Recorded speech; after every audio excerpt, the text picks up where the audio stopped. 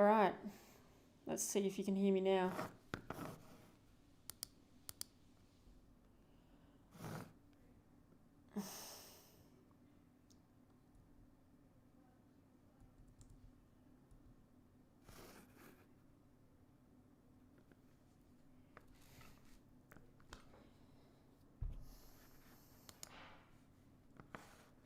Audio works.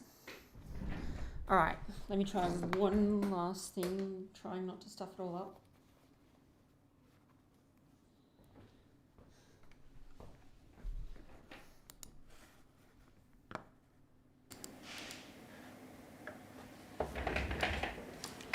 All right, fingers crossed this has worked.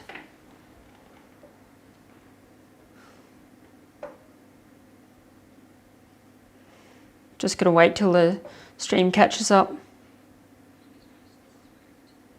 Oh, all right, way better. Cool. Everything's working, apparently.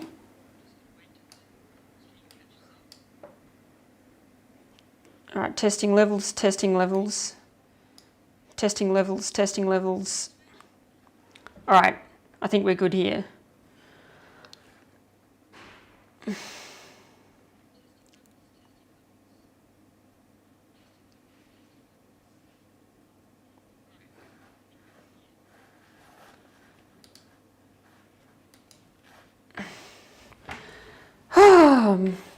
Well, don't know what the hell that was all about. All right, can pack the headphones away. I figured out that for some reason my computer was just glitchy. It did random. I had everything set up before dinner, and then went and had dinner, came back, and my computer had randomly restarted. I thought, okay, that's a bit strange. Don't know why that's the case, but let's go with it. And then, yeah, it gave us all the issues, and so we had to restart it manually. Anyway, looks like everyone's coming back in after what has been a very rocky start. Geez, we're already 20 minutes in, and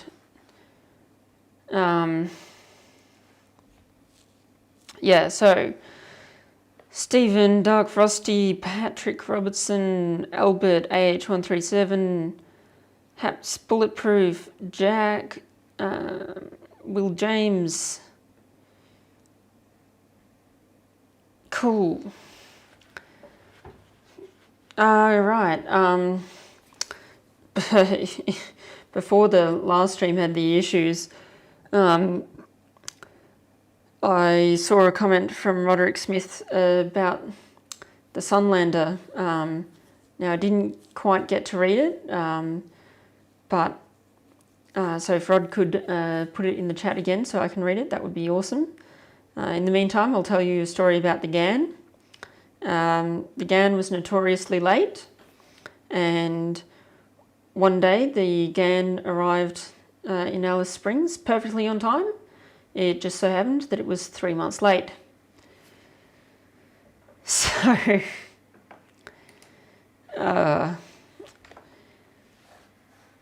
technical issues, hey.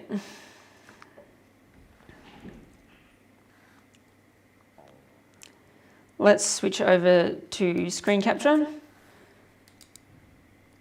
And I'm out of focus. Camera keeps focusing on the background.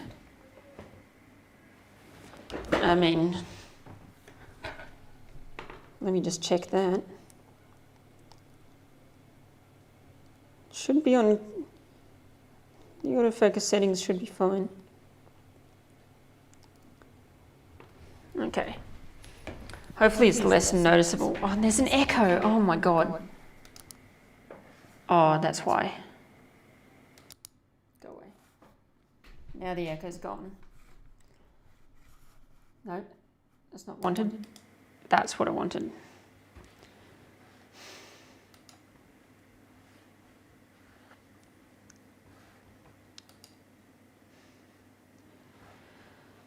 Oh. Let's unplug that before that happens again. Woo-hoo-hoo. 9:24. This is where we left off last time.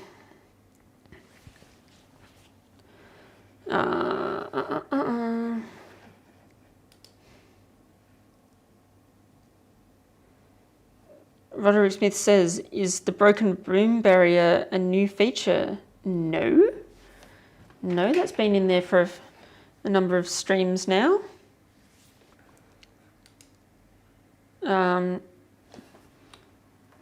Although, let me just drop the table a bit. Yeah, no, the broken boom was a birthday gift from Les. So where are we in the screen? So this is hiking the South Gippsland line, and this is just coming out of Curramborough. So looks like everything is good. All right, let's go. So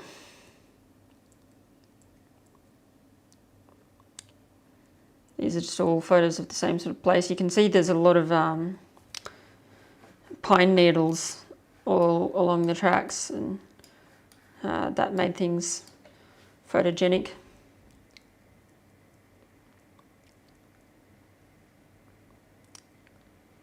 There you go, photographing a V-line spray paint on the sleeper. Not sure why that was spray painted on, but just marking who the owner was.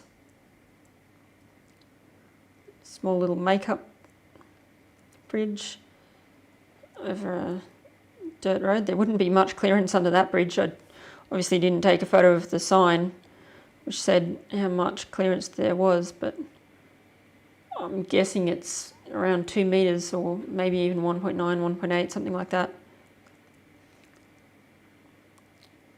Level crossing.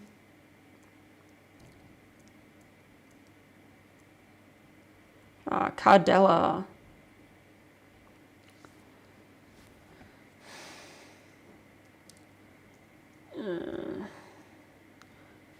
Nice old vintage sign.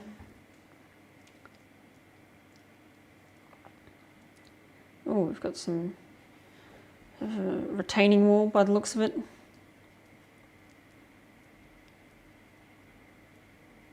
Kangaroos hopping off into the distance, and it was a bit blurry at times, but we've got some half decent shots. Another bridge, small bridge. Some cockatoos.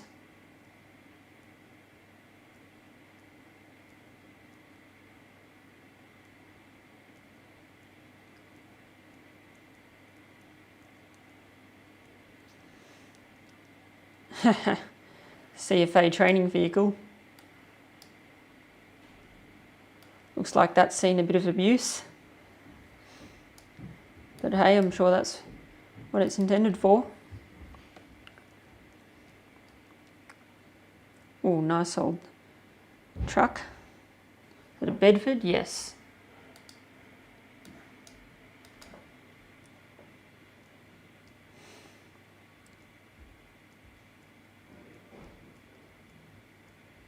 Continuing on, what does that say? It says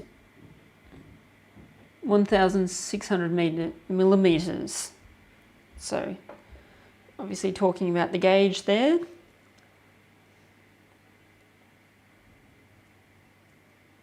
Another bridge, a few cows. There's a lot of dairy country.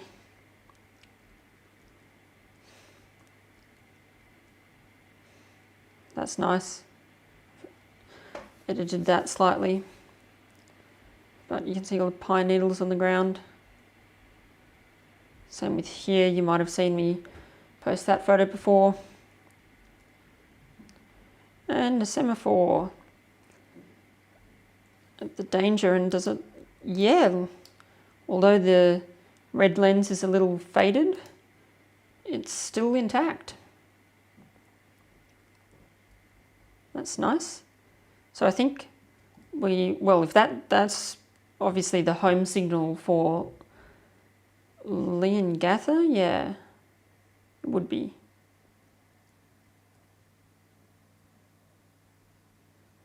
There I am photographing Les from up on the semaphore gantry. Oh, it's not a gantry, is it? It's just a pole. You are in Leongatha. Stayed at the caravan park in Leongatha, but only for one night. And so at this point, the the line transitions from abandoned railway to official rail trail. And so the rail trail goes from Leongatha all the way down to Port Welshpool, although the section from Welshpool to Port Welshpool is a little bit hit and miss, and it's not shown on this map, but Alberton to Yarram is also a rail trail, although it's just not technically part of this Great Southern Rail Trail. Gradient map here, you can get an idea of how steep it was. Coming up to, you can see all the stations, so it's a bit of a downward gradient from Leongatha, up and down a little bit, Coonwarra to Meenian, then slow rise to just before Fish Creek, drop into a valley at Fish Creek, and then steep climb out of Fish Creek, and a sharp decline down to Foster. Now, I should mention, in case anyone's confused, is that like that isn't that steep in real life. You know, that whole map is the whole line but compressed, and it's just exaggerated so that you can get an idea. So it's to scale, but not one-to-one. And it's pretty flat from Foster all the way out to Port Welshpool. So looking at a few of the comments.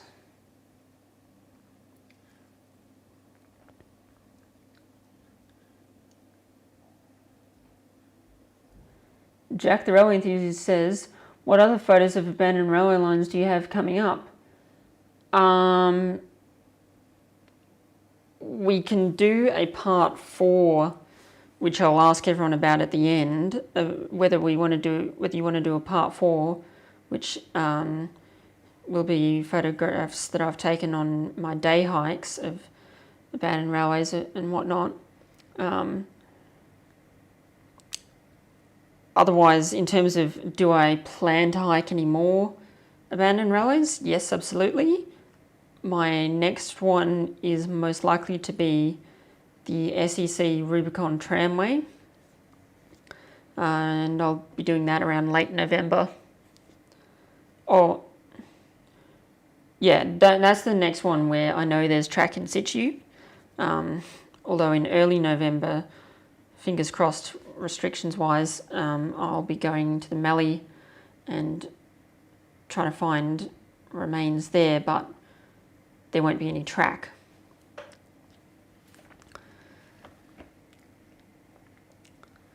Lucky Trains and Buses Oz says, I would love to explore abandoned lines. I remember seeing the Helensburgh station when it wasn't fenced off when I lived in Sydney. Oh yeah. Well, I mean, you've got quite a few in New South Wales. Unlike Victoria, you've got a rule that says that there has to be an act of Parliament in order to rip up a line, which is both a good thing and a bad thing. But in terms of just sheer number of abandoned lines, it's a good thing. And pick a line, plan it, walk it. Stephen says, I remember riding the Derm through there when I last visited before closing. All right.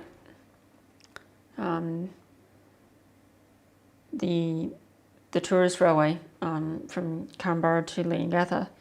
I never got to ride it, but cool that you did. Boo to the, Jack says, boo to the Nyora to Leongatha rail trail. It's been a bit of a controversy, but just remember in the end what a lot of railway enthusiasts forget, and that is that the alignment is being preserved. At least it's not being sold off to farmers. That is a worse outcome in terms of preservation. And while yes, it would be nice to have a tourist railway operating there or whatever, and we're not going to argue today about why there isn't, but yeah, it's not impossible to reinstate is my point. H137 says, oh wow, hazard triangle. Lockie says, they should never have closed the South Gippsland line, debatable. Birds, seems like the Eshays have gotten to it. Didn't think the South Gippsland line had any passive level crossings with hazard triangles since the early 2000s. This is the South Gippsland line we're talking about, not the main Gippsland line. But yeah, plenty. Dairy, broad gauge, yes. Egg, nice pick. Insert a obligatory Fogarty Avenue meme about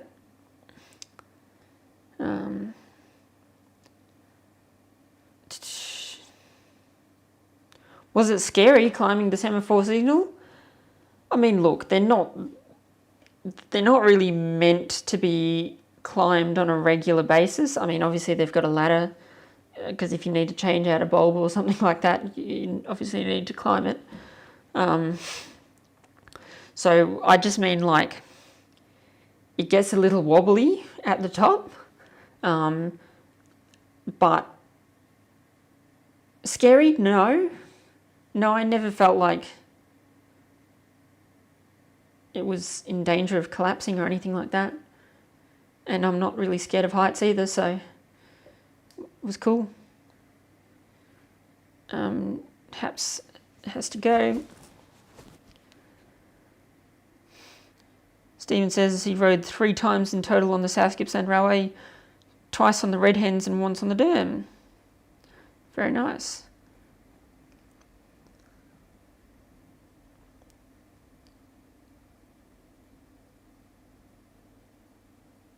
I don't know what you're talking about, Mark.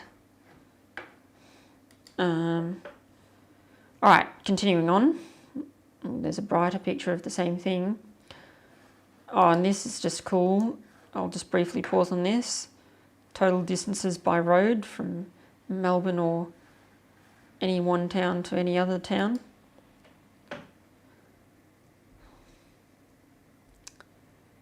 It was about 150 kilometres by rail from Cranbourne to Yarram. Yeah, so here we go. This is, load that.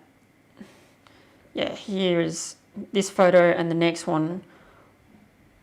Although it's not the highest quality photo in the world, you can see that this is the end, or was the end, I should say, of the line.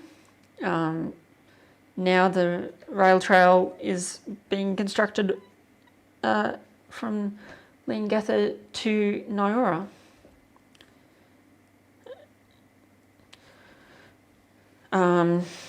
It was the rail trail was quite well signed, and railway enthusiasts are so often sort of anti-rail trail, But I mean, really, if it's there, why not use it? You can't ride a train there, and you're probably not going to ride a train there either for the foreseeable future. So you want to experience it, walk it, ride it, whatever. Make use of it. You might wish that there was rails there instead, but I mean, there's not. So deal with it. So yeah, these signs were sort of periodical. About 2 kilometres either side of a town, it would have. So we're leaving Leongatha. 2 kilometres out of Leongatha, there's a sign saying, hey, you're 2 kilometres from Leongatha. There's 6 kilometres to the next town of Coonawarra, and there's 70 kilometres to Port Welshpool. And then there would be another sign 2 kilometres out of Coonawarra on the upside, so towards Melbourne, saying the same thing. Oh, you're 2 kilometres out of Coonawarra, and it would be 6 kilometres. No, yeah, 6 kilometres from Leongatha, and 66 kilometres from Port Welshpool.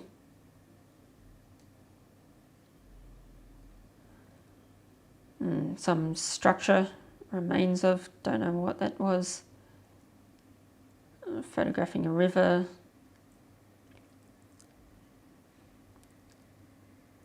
The surface was quite good. Like if you were riding it, you could get up at a decent pace.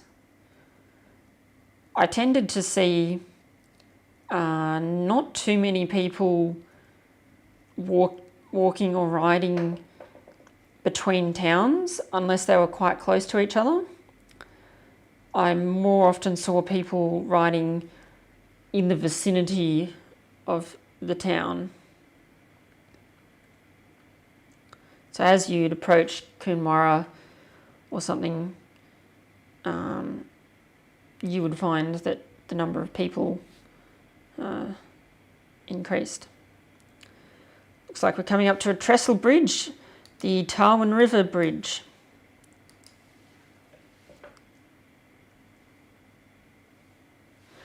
And here's that sign I was talking about. 2 kilometres to Coonawarra, 10 kilometres to Leongatha, and 6 kilometres from Minion. So they don't actually have a Welshpool on there.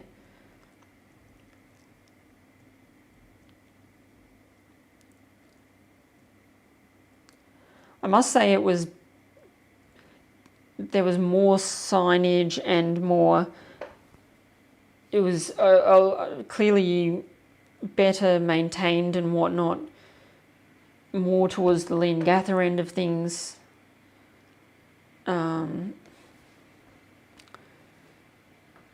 But yeah, as you got out towards Welshpool, the signs and stuff started to appear more sporadically. This is 2 trestle bridges. One is the original wooden trestle bridge, which they've obviously deemed is not safe enough for regular people to walk on. So they've constructed another steel girder trestle bridge just to the right of it.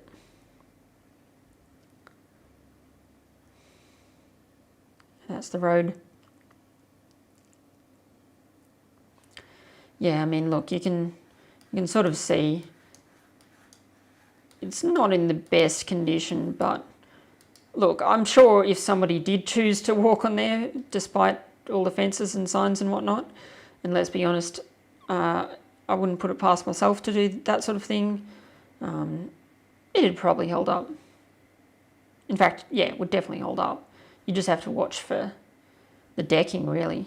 That would be the main thing I'd be worried about.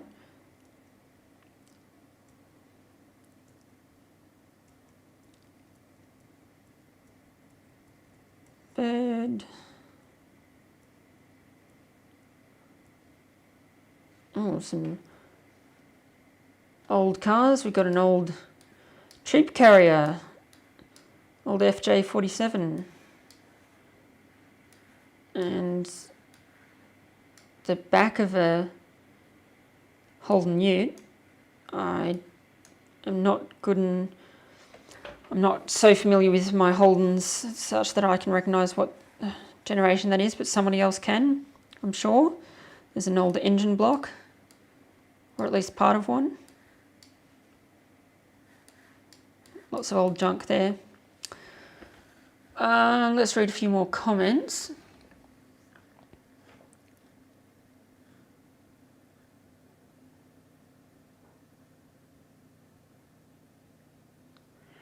Jack says, what's your favourite level crossing or train video of mine? To be honest, I haven't watched many of yours, so I couldn't say which one.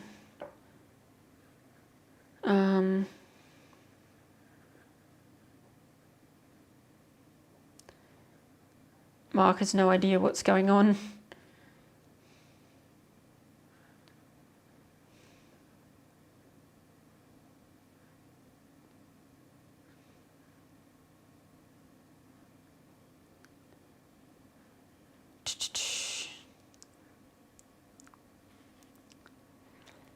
Mark says, these photos and the terrain look very similar to places in America that I've been. There is other dangerous, though in Australia you need other dangers, I assume you mean, in Australia that you need to watch out for. And what tree was that? I don't know, mate. I don't know my trees. But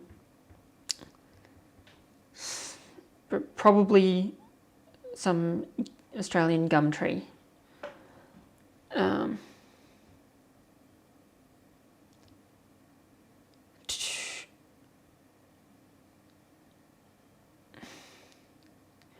Other dangers though?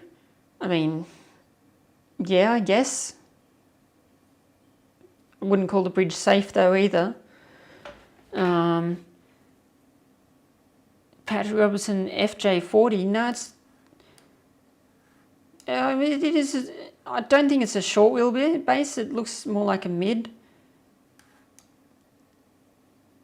Although I'm not ultra familiar with my Land Cruisers. But it's a troop carrier of some sort. Whoa, that's another Land Cruiser that's become quite overgrown. That looks like an FJ45. Although I could be wrong about that.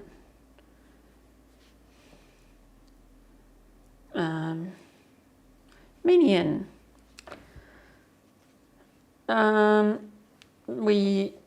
Minion was where we stopped for the night. We found a local campground. But this is obviously the old goods platform at Minion. And you can see that's the old platform mound, former platform mound at Minion, but not looking in tip-top shape. And your classic large tree, acorn tree, I think growing, yeah.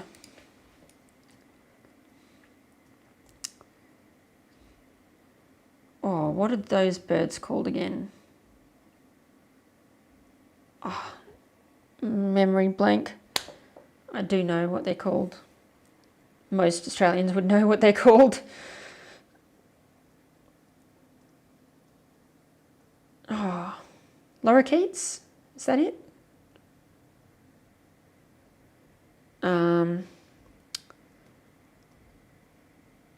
Random shed. Did I not take many photos of the campground? Apparently not. I mean, it was nothing spectacular, but it was just really an oval, the local sporting ground, and a bit of a patch beside the oval. That was our camp. You'll see it eventually when Les puts out his South Gippsland part whatever video. And he tells me that part 7 is going to be the next video that he edits.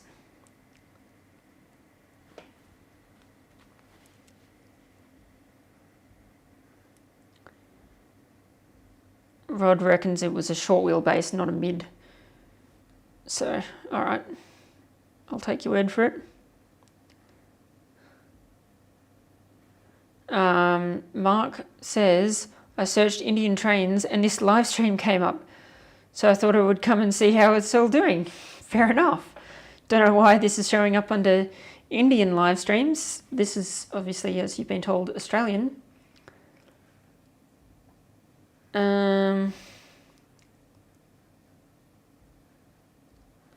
Spare parts for the Land Cruiser? I mean, a few spares and I'm sure you could get it going.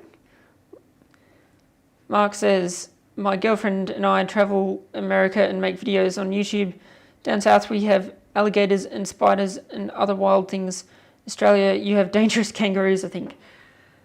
I mean, look, if you piss off a kangaroo, and the kangaroo wants to confront you, back off, because you do not want to get kicked in the guts by a kangaroo. It's not only will it wind you, but their claws are quite sharp and they could really seriously hurt you, slash your guts open type thing. But having said that, they're generally pretty passive creatures, and if anything, they'll run away from you. Snakes was a big consideration, or something that I was watching out for, always on the lookout for, and anyone should be if they're hiking an old railway in Australia, especially in South Gippsland. I remember reading at the time, trying to find out, what snake species are common to the area and what do they look like. And there was an article which said something along the lines of, there are hundreds of snake species and only a few are venomous, but in South Gippsland, the most common ones are like eastern brown, red belly black, just another 3 or 4 of the most venomous snakes in the world. So that was always fun. I think I might have come across 1 or 2 snakes. And in case anyone doesn't know, if you do come across a snake, just sort of back off slowly and try and stomp your feet a bit, because then the snake will get scared and run off. Snakes are one of those creatures which would rather avoid a confrontation, but if they feel threatened, then they could bite you, and it's really not good. I did have reception for most of the time, and we had UHF radios which we could use to call for help somewhat if we ran into trouble, but looking back, really should have brought along at least something like a PLB, personal locator beacon, or EPIRB, or even better, something like a Garmin InReach, which is like a pocket-sized satellite text message device. Just something like that. Because, yeah, if we were bitten and we were in the section where we couldn't get phone service, that wouldn't have ended well.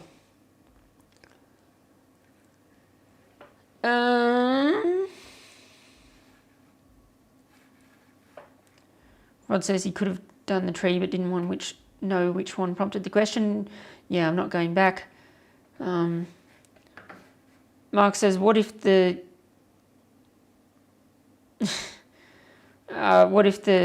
kangaroo is having a bad day and you are trying to hike but it wants to fight? That's so scary.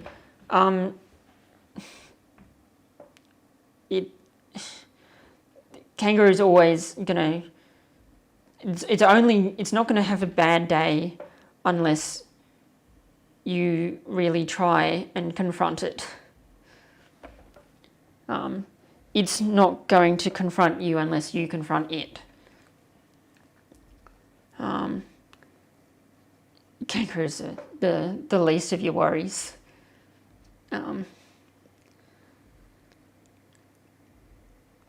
We see a lot of deer on the rails near the Chicago area here. No dangerous snakes or bears or kangaroos here. Scary. Jack says, if you get bitten by a snake, do the tips that Russell Coit suggested. I'm not sure what he suggested, but I will give you some real tips for snake bites, and that is apply pressure to the wound, but not so much pressure that you block off the blood supply completely. Don't try to rub the wound or wash the wound or anything like that, because the venom will still be there, and if you can't identify the snake, or you might have misidentified the snake, then they can analyse that venom at the hospital and get you the right anti-venom. I mean, if you get bitten by an eastern brown and you don't receive attention relatively quickly, you could die. But if you get bitten by a snake, you've got like a few hours at least to get help. But still, it's a relatively small window of opportunity. Try not to move.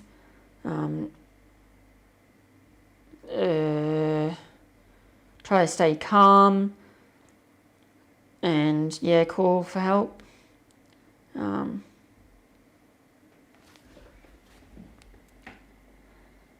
And Patrick Robertson says, snakes don't have legs, Floyd Bromley, so they can't run. Yes, I know. Roderick Smith says, Australians love to fool overseas visitors with stories of dropped bears. You are here as a trail friend. As far as I know, 5.0, or is that 500? So you should be able to last the distance. Okay. South Gippsland Highway, let's continue on. Well, that's a retaining wall of some description. What can you put in a heavy wooden box to make it lighter? I don't know. Can anyone solve that riddle?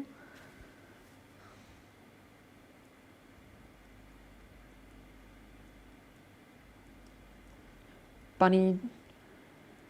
Heaps of wild bunnies in Australia. Buffalo. Fairly minor station, Buffalo. I think I stopped there for lunch. Hey, there's a snake. Slithering off, not running off. And that looks like an eastern brown.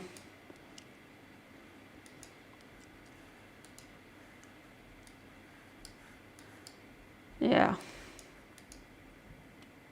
Again, just it's the snake is only likely to attack you if you literally step on it. So just keep an eye out and you should be right.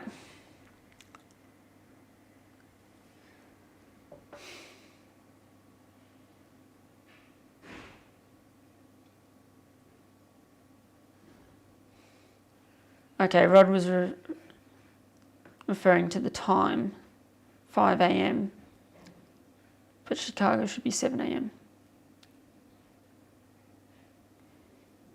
Is that snake fatal? Will it chase you?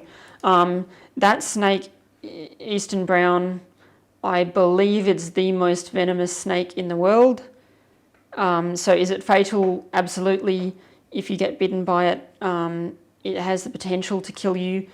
There is such thing as anti-venom. So if you get the proper treatment, and on the topic of snakes, please, if you go hiking, carry a first aid kit with the ability to deal with snake bites, because the immediate first aid can make a huge difference to your likelihood of survival. And look, if you got bitten in the town of Buffalo, you could get help pretty quick and get transferred to the nearest hospital, where antivenom could be administered to you, and in all likelihood you would be fine. But still, yeah, not to be taken lightly.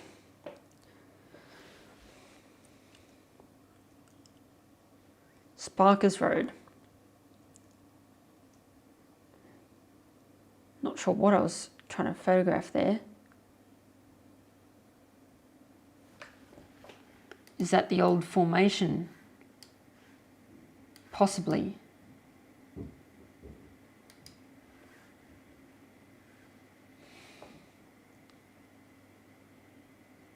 Little shelter.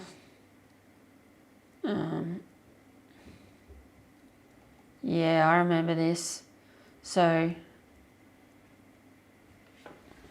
yeah, so here's another one of those signs. This one says 2 kilometres to Fish Creek, 39 kilometres to Port Welsh Pool, and 6 kilometres from Buffalo. Port Culvert. Oh, short trestle bridge.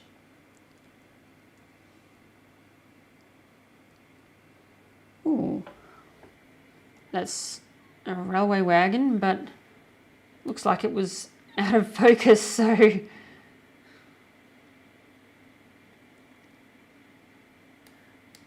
well, it's obviously a ZL, but what number it is, go to Fish Creek and find out.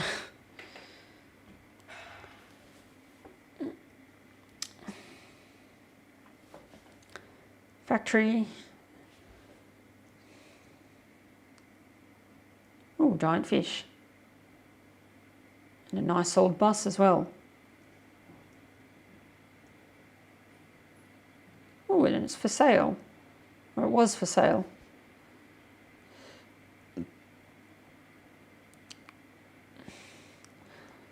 Lovely old station, Fish Creek.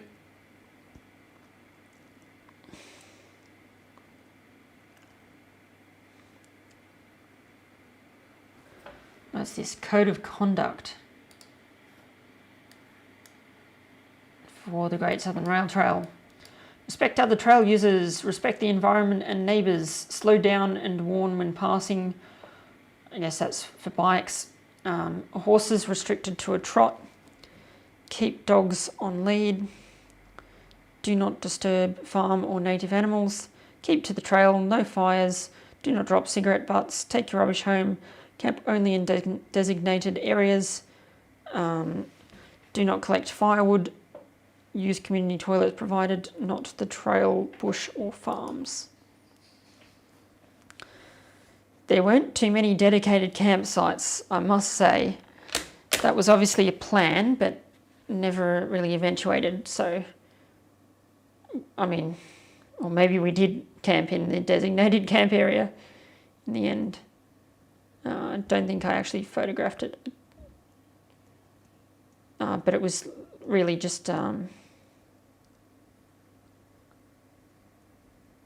gosh, I mean, that's obviously a photo of a stove, but no, I didn't get a daylight photo and it's out of order. But it was a little bit out of Fish Creek. I don't remember if it was on the upside or the downside. I mean, if you look back,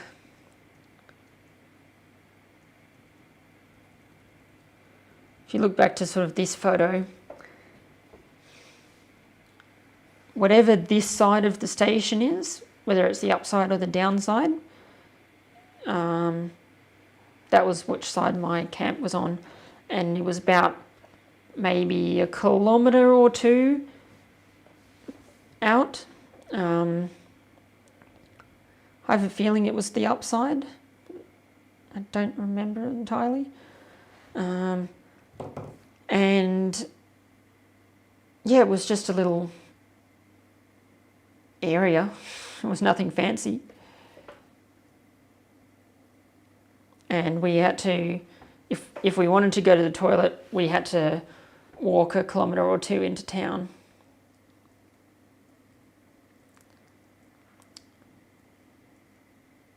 But yeah, nice little few pictures of the stove.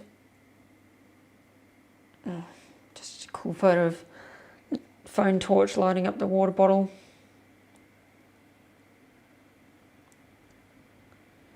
And it actually, that's right, we were using that as a lamp because it worked. We had head torches and stuff, but yeah. Looks like Les is eating dinner. What was for dinner? Looks like wraps or a sandwich of some description.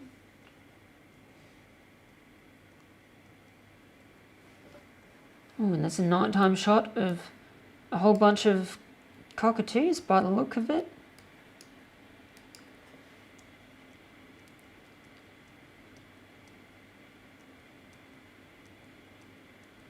I think I was trying to get it brighter, but failed miserably. All right, Fish Creek in the daytime. Huh. That's cool. Yeah, that looks like an original cutting of the original alignment. And it looks like the rail trail diverts a little bit from the original alignment.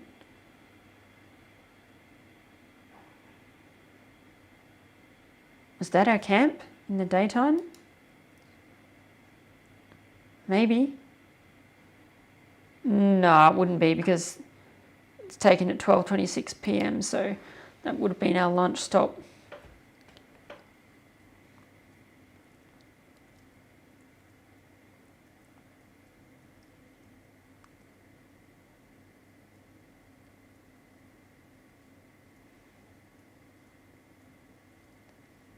Road bridge.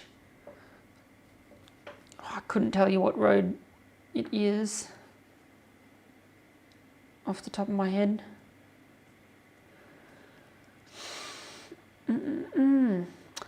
Nice and scenic. It's especially in this more eastern part. The vistas were quite good. Oh, and that's looking out to sea.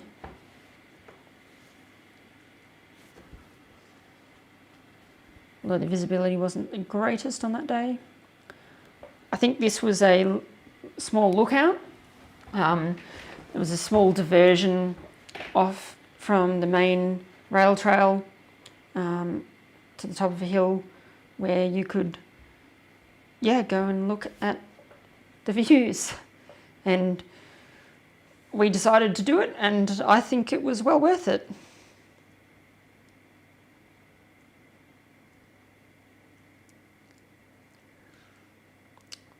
Wind farm.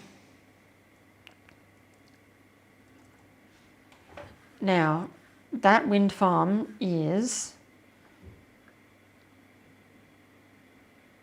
in, I forget the name, we'll come to it later. It's not Toulon, it starts with T. Les pointing out into the distance.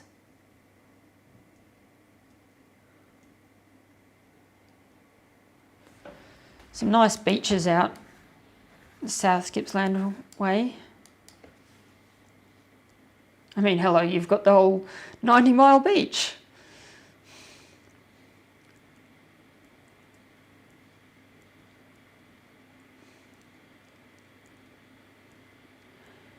Definitely felt like when we were getting to these, as the further along we went on the rail trail itself, the more I felt like we were just getting into a rhythm, and it was good. We'd definitely fallen into a rhythm. We knew that there wasn't going to be any fences that we needed to climb over or anything like that. All smooth, and all of our processes worked out. So yeah, it was nice to get into a rhythm. Which bridge is this? I mean, that's the thumbnail. It's near Foster. Couldn't tell you off the top of my head beyond that. I mean, it's looking like it's 5:15 p.m, so getting towards the later parts of the day. And remember what I was saying earlier about traffic on the rail trail starting to increase, and that was one way that you knew that you were nearing a town, was because it's like, start to see a few people walking and cycling. Everyone had a very positive attitude, unlike many railway enthusiasts. But yeah, this is quite near Foster. I haven't reached Tura yet. That's correct. Tura is where the wind farm is. And hello, Victorian Rail Heritage.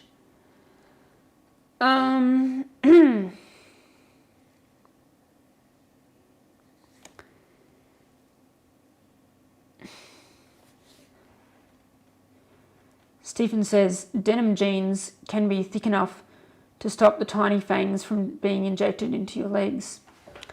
Yes, they can be. It was often quite hot, too hot for jeans. Sometimes I wore gaiters. Sometimes I didn't. But yeah, that's definitely a consideration if you want to protect yourself against snake bites. I don't think it's at such a high risk that you should always wear jeans or something like that, but worth knowing.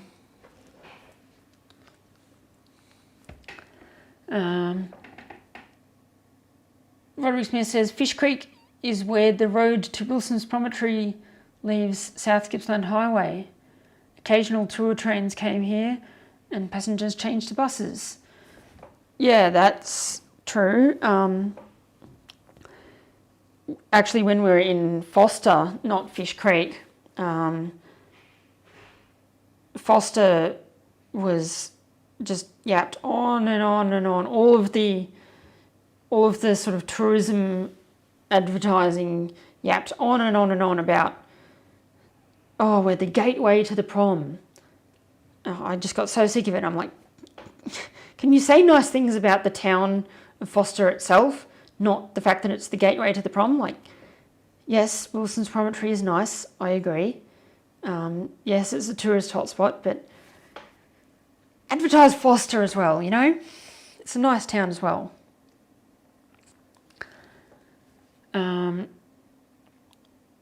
This is the climb over the Hoddle Range, a favourite photo stop with the promontory as a backdrop.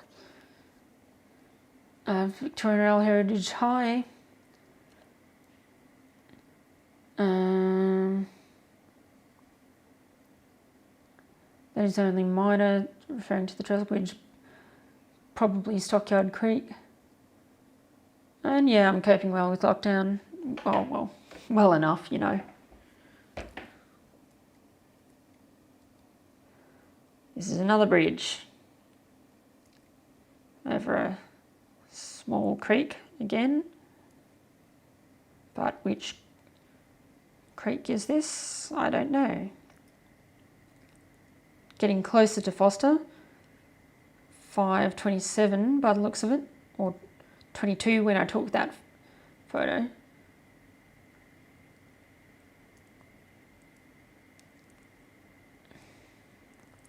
And now we're really getting into the town of Foster itself. Here we go, you're in Foster.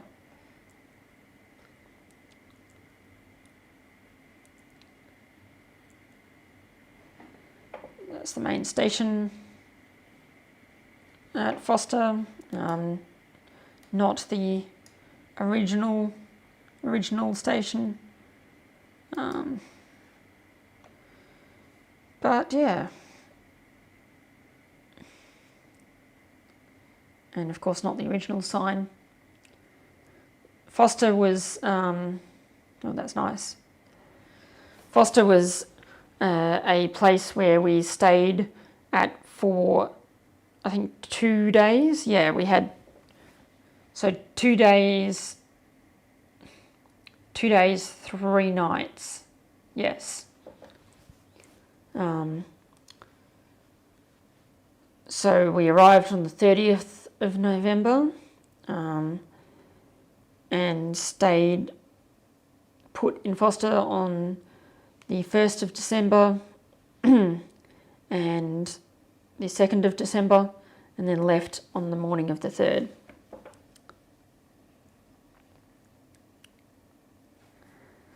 Sign talking about subdivision.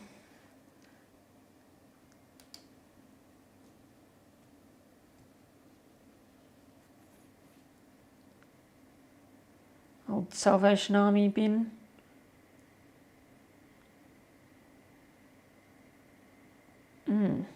An old property. Looks like an old Holden dealership, or just run of the mill mechanic for sale.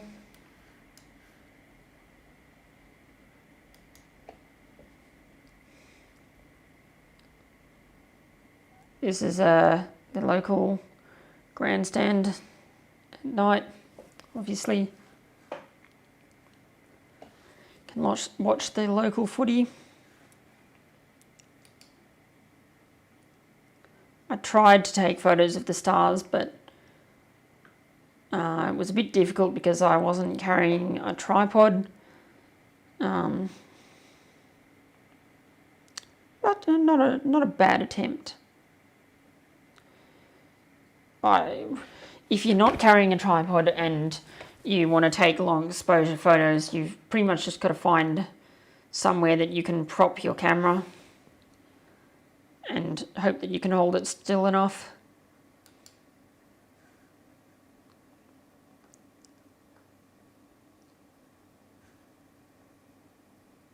Skipping through the majority of those photos because they're all basically the same.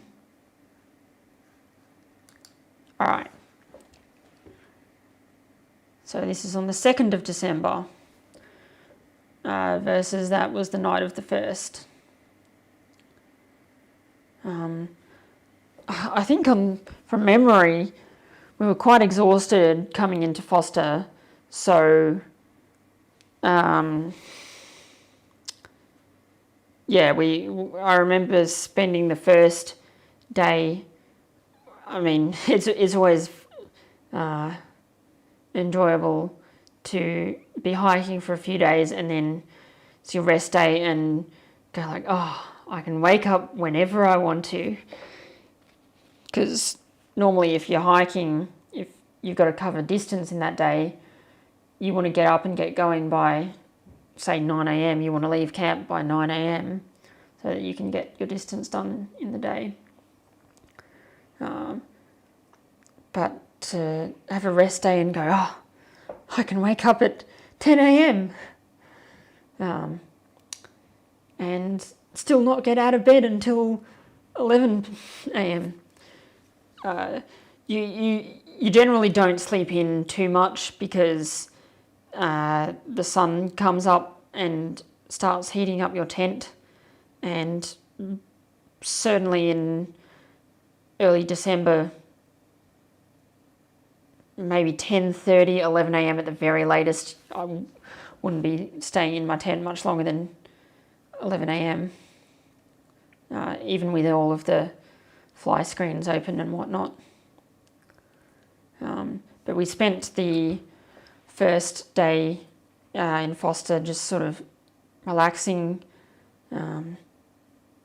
Got a few chores done, like got a load of washing on, hung it out to dry, those sort of things that you do while you're having your rest day. And then, yeah, explore the town a bit.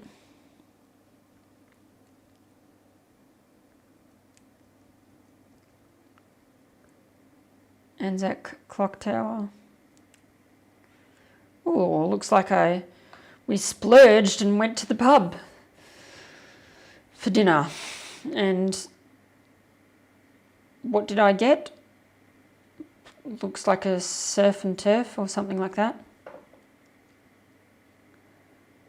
I imagine it was quite tasty. That would be the pub we went to. Roderick Smith, have you eaten in that pub?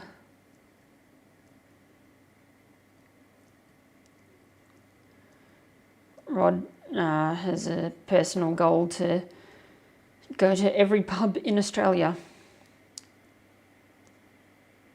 Oh, moon, crescent moon and a star.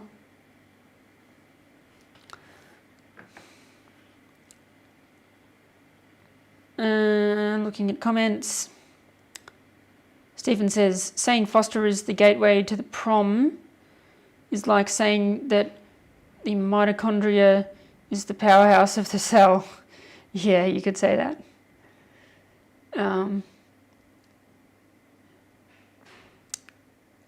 Jack says, how is the next part of the South Gippsland Railway coming along? I assume you mean Les. He hasn't started it, and he's currently in the process of moving house.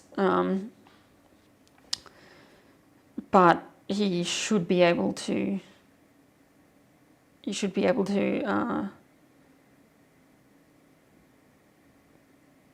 What do you call it? You should start editing it soon. So expect it to be out in, I want to say 2 weeks.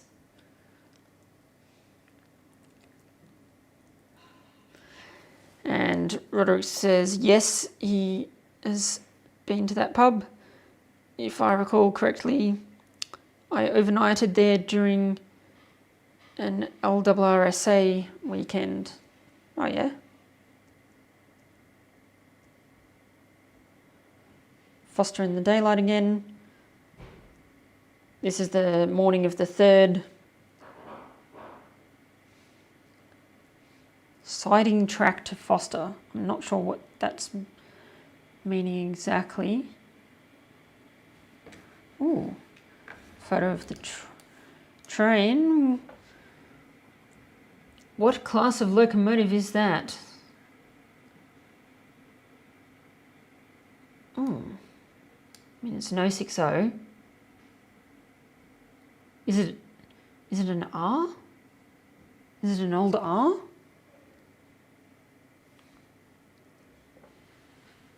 I'm going to leave this on screen until we get some answers.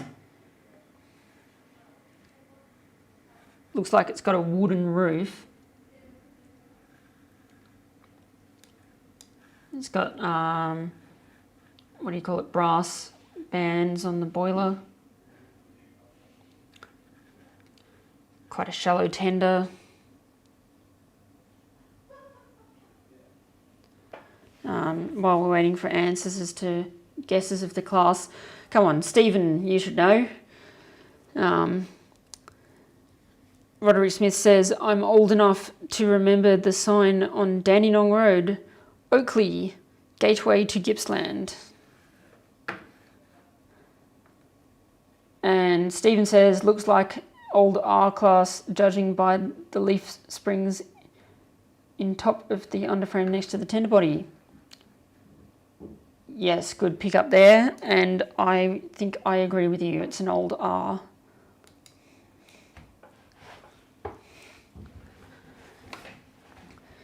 Here we go, Benison Creek. I wish cameras had built-in GPS. I really do. I mean, some do, most don't. I'm talking like DSLRs and mirrorless cameras, that sort of thing. My current Sony camera does not have a GPS built in. However, it can connect via Bluetooth to my phone and use the phone's GPS. Still, I would rather just have a GPS in the camera itself, because the Bluetooth thing is great when it works, but it's not the most reliable.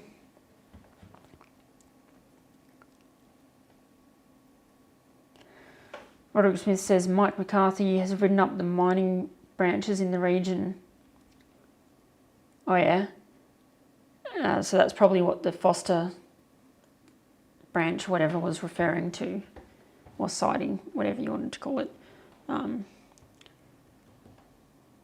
Is it, what was his latest book? The one on South Gippsland.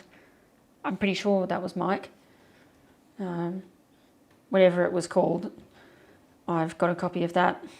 In the Shadow of the Prom, that's right. Pretty sure that was Mike. There you go, spring return gate with latch. This is the Franklin River.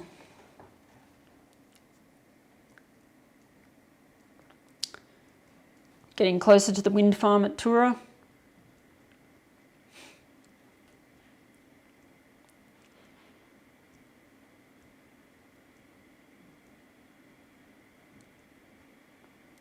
Here we are, looks like we're at Tura itself. Have you been to that pub, Roderick? I haven't. But I did stop here and use the picnic tables to have lunch. What did I have for lunch on that day? Pretty sure it was a box of shapes, or LD knockoff equivalent, or, you know, whatever. Towards the later half of the hike, my choice of food was getting pretty bland, I must say. And I was getting pretty lazy. I was sick of a lot of things, but shapes were not something I was that sick of at that point. Although shortly afterwards I also got sick of eating shapes for lunch, and yeah, I think after that I just didn't eat lunch at all. Even breakfast I think I skipped at one point. I was just like, no, don't feel like breakfast, don't feel like lunch, just have a large dinner. Wouldn't recommend it, but that's what I did. Ooh, what's that? I mean, obviously it's a factory, but what is it? Oh, I do know what, I want to say butter. Is that an old butter factory? Is it still making butter? I don't know.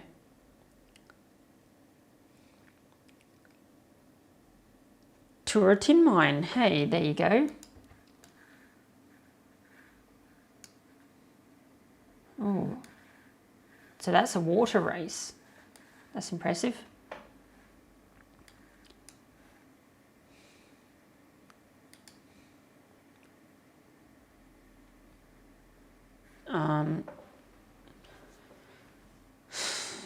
I'm sure this has been covered by Mike, either in The Shadow of the Prom or just Light Railways articles. There you go, Tura Wind Farm. Let's look at some stats. Tura Wind Farm will reduce Australia's greenhouse gas emissions by up to 48,000 tonnes of CO2 equivalent per year. There are 12 wind turbines producing 21 megawatts, which is enough to supply more than 6,600 homes. There you go. And there's a little diagram of the internals of a wind turbine. Those things are a lot bigger than you think. Man, the engineering that goes into them is just crazy.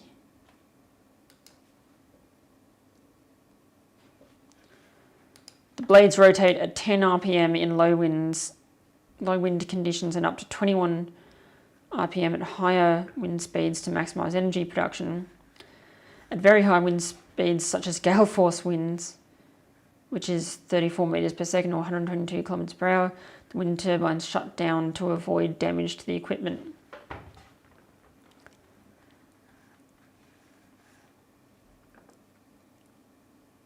So they start operating at wind speeds of 13 kilometres an hour, reach maximum power output at around 49 kilometres an hour, and then it drops off from there because of efficiency losses.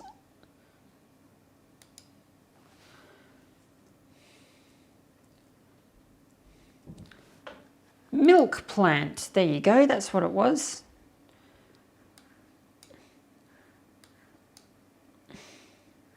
Milk powder plant. It says okay, so just milk, various milk products, I guess, that factory produces. Oh, looking out.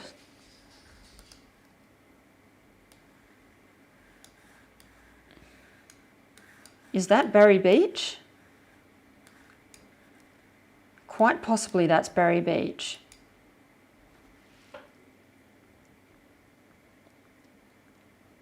More scenic views, getting as close as we will to the wind turbines.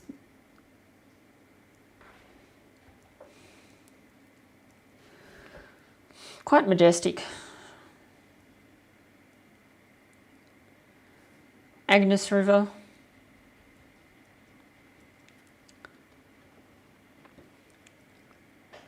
We're at 10:30 p.m. I just checked the time, but I'm going to push through to the end.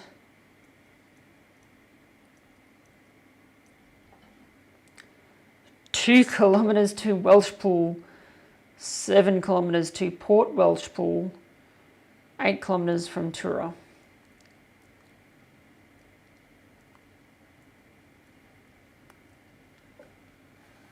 What's that? Is that a bird? Yeah. Don't know my birds. Wow. What a brilliant photo.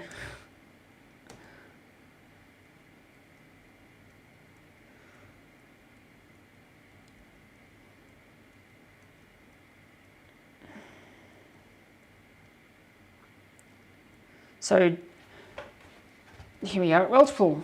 The line to Port Welshpool was a very interesting little branch, as many of you will know.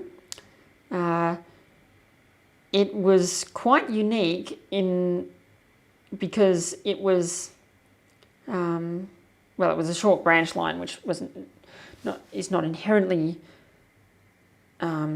significant, but it was the only Victorian Railways operated horse-drawn railway service for passengers. There was a few places where horses were used by the Victorian Railways to shunt, but the Port Welshpool line was the only Victorian Railways operated horse-drawn passenger tramway. Very interesting. There were other passenger tramways that were horse-drawn in Victoria, but they were not operated by the Victorian Railways.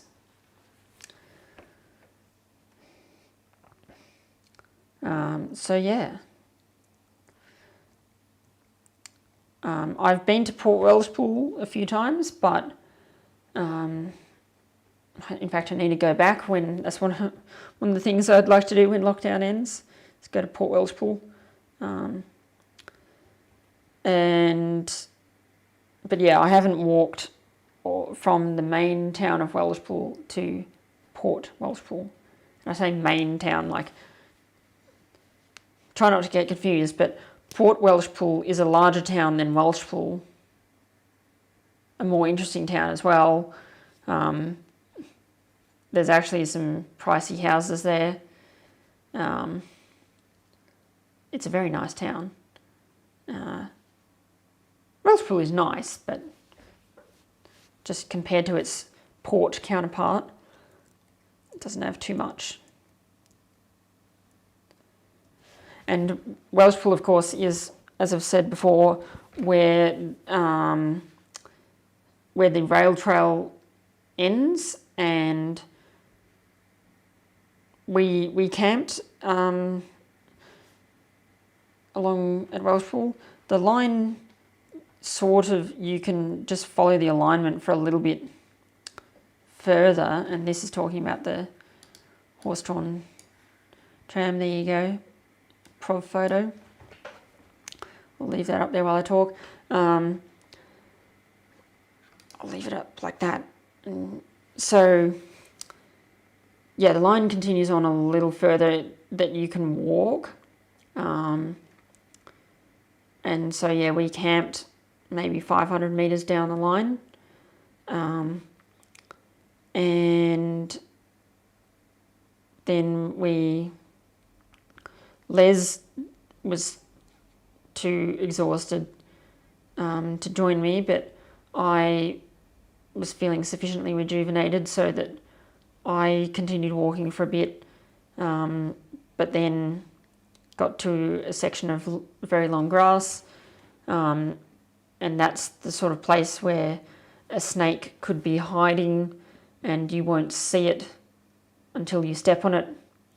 And I decided that it was not the best idea to be walking that sort of thing on my own, especially without any way of calling for help. So I still had phone service at that point, so I rang Les and told him that I was coming back to meet him. And then I took the bus as far as Alberton, got off at Alberton, walked to Yarram. Les took the bus all the way to Yarram.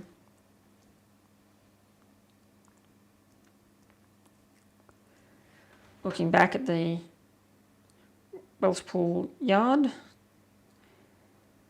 that looks like the base of, what do you call it, an old goods crane.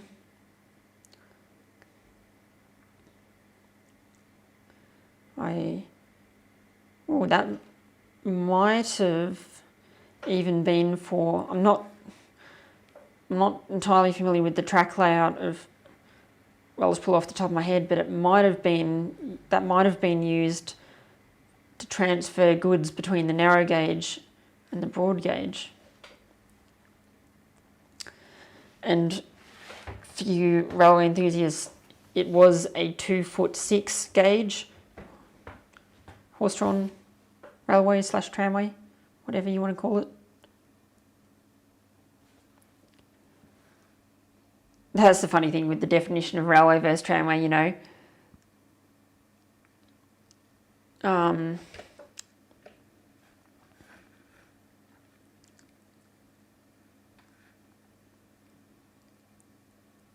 Yeah. So it was kind of significant that it was 762mm or 2'6", and that's because the majority of other horse-drawn tramways in the state were either 2-foot gauge 600mm or 3'6" was another common one, which was 1067mm, and then you had Rubicon, which was 3 foot 4.5. I don't know what that is off the top of my head in millimeters. Or yeah, the wooden. I think all the wooden rails were.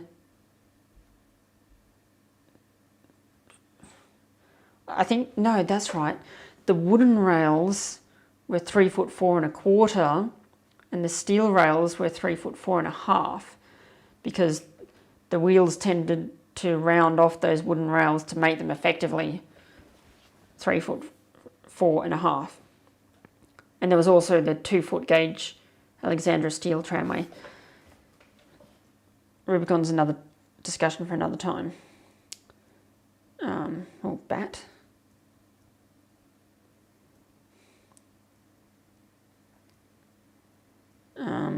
So, yeah, you can sort of just see this is a road and the original alignment was there where all the trees are growing. And I was happy to continue if it was just like this, but then the roads ran out, so that's when I stopped. And what I was going to say before about tramways versus railways is that the line is very blurred. You know, there was some pretty substantial tramways that could, if it wasn't for legislation, you could definitely count them as a railway. I mean, hello, the Alexandra Steel Tramway was the site of the first diesel locomotives in Victoria. In Australia as well, I believe.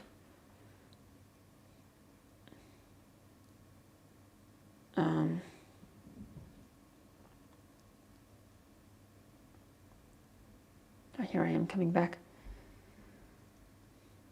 I'm not sure how far I got. Probably 2 or 3 kilometres, something like that. I seem to remember it was about half an hour, which would indicate 2 kilometres at a rate of 4 kilometres per hour. That was my average walking speed with the pack. And this is the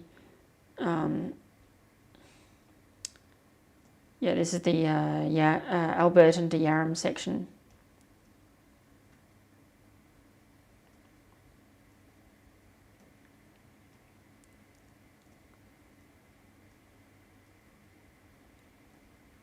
There's a boat in the background there, which I recognise as we're coming into Yarram.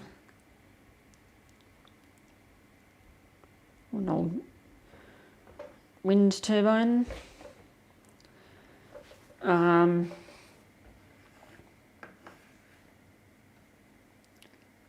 Looking at comments.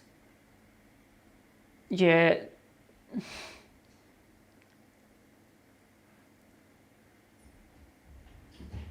Photographed the tour pub. Okay.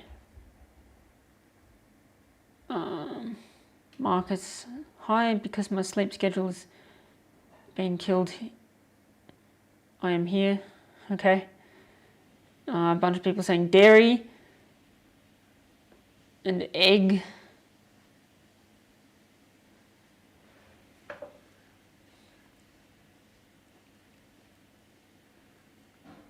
Stephen says the tramway was in the station platform road.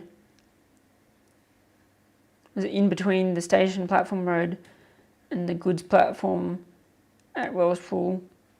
It most likely had the only crossover track with the VR broad gauge and narrow gauge, I think. Good point. Yeah, I don't know about that. I feel like there would have been somewhere else, but I couldn't name where. I mean, not Upper Ferntree Gully or anything, or Colac. I don't think Colac.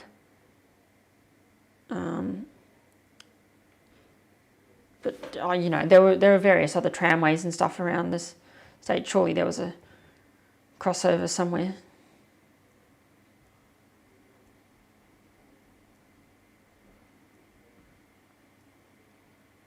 There was definitely a few bridges where narrow gauge crossed broad gauge, but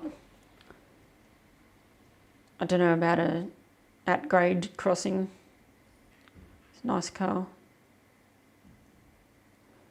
Windmill Caravan Park. Is that where we stayed, or did we stay at a different caravan park? I think we stayed at a different one. Well, there you go, V-Line bus refilling its fuel. I believe we would catch that bus the next day, I think, because that's the 4th of December. So it must be, hey, it's a W-class tram.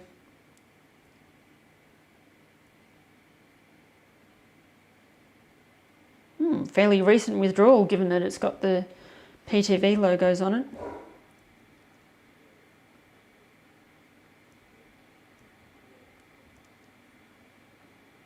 That house has been burnt to a crisp.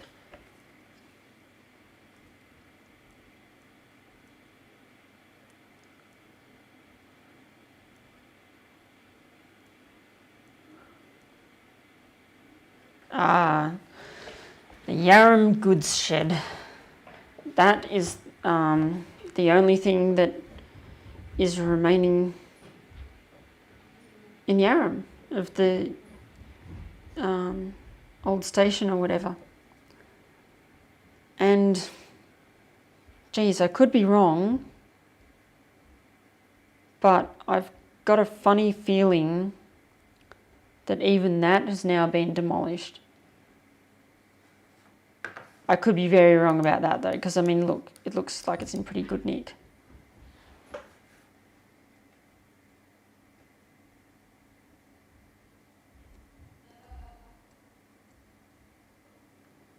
That's our bus, because this is the 5th of December, 12:14 p.m. Oh, 41, sorry.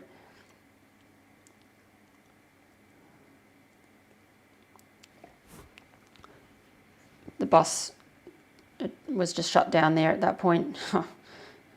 Dragonfly that's been killed by the bus flying into it. The bus driver wasn't there, so we were just chilling. And that's that. That's the last photo from my South Gippsland hike. Looking at some comments.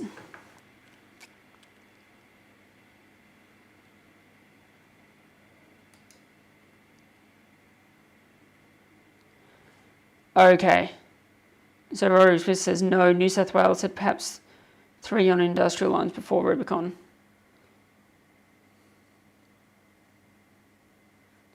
So Rubicon was the first in Victoria to get diesels, but not the first in Australia. And Rod says, Tolmie may have been a crossing. Stephen says, if you include turntables, then both Moe and Wangaratta had turntables that used both broad gauge and narrow gauge. Is Moe's loco shed or said shed dual gauge roads inside the shed? Yeah, I wouldn't count dual gauge sections though. We're just talking at grade diamond crossing.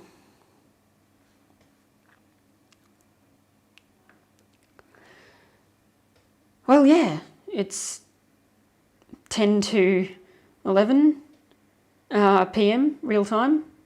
And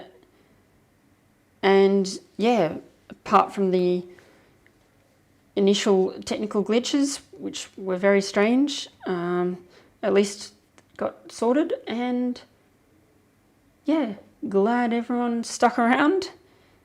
So before we leave off for the night, this is a question I would like people to respond to. Do you want to see part 4 in 2 weeks' time, where I show photos of my day hikes along railway lines? Or would you like to go to a different topic, talk about something else, see a different set of photos, and show the day hikes at some other point in the future?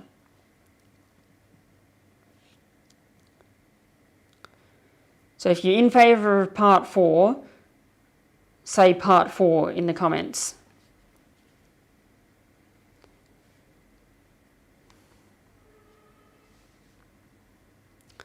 Or if you're not in favour of part 4 and you'd rather switch to a different topic, just say different topic.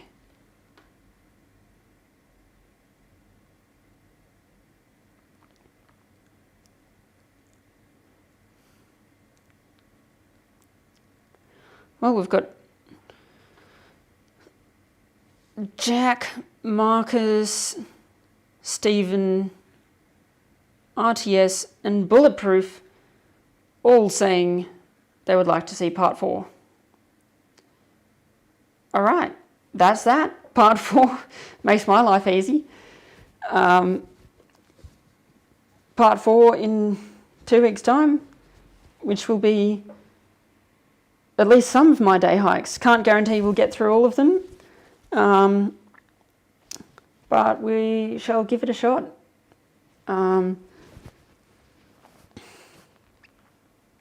Yep. And, you know, there's been a little bit of talk about Rubicon, so let me just, actually, if I go new window, just before we head out completely, if I go to my network status map, you should all be familiar with this by now.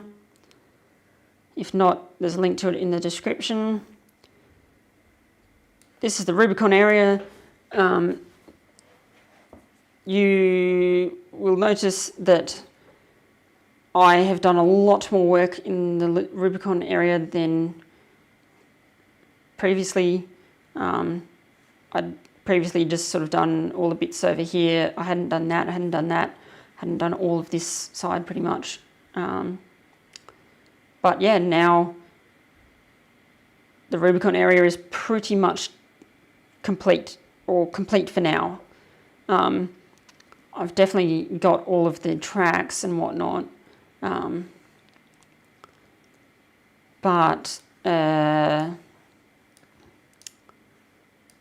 I've pretty much based them off of the topographic maps in the book, which I've got here, Rails to Rubicon. And so, yeah, I've based them off that and sort of eyeballed it with the topographic maps on Google Maps. So in terms of accuracy, I would say most of the time 5 to 10 metres, some of the time 10 to 20 metres. And at some future date, I will update it to more accurate measurements. But yeah, this is perfectly acceptable for me for now, for for the next few years at least. Yeah, if you want to go explore it, leave that to you for your own time. But there's lots and lots of stuff. And yeah, I'll be exploring a little bit of this in November, but I will go back another time to do further explorations. Anyway, let's change back to the main camera. Yeah. Thanks everyone for watching. I am sure you all enjoyed. And I'm going to say there's not going to be a video on Sunday. Videos are on pause until I can sort myself out with uni. I'm a little bit behind with uni at the moment and I'm trying to catch up, and hopefully I can catch up so that I can get to making videos again. Yep. Okay. Otherwise, see you all in 2 weeks' time for another live stream. Thanks and bye-bye.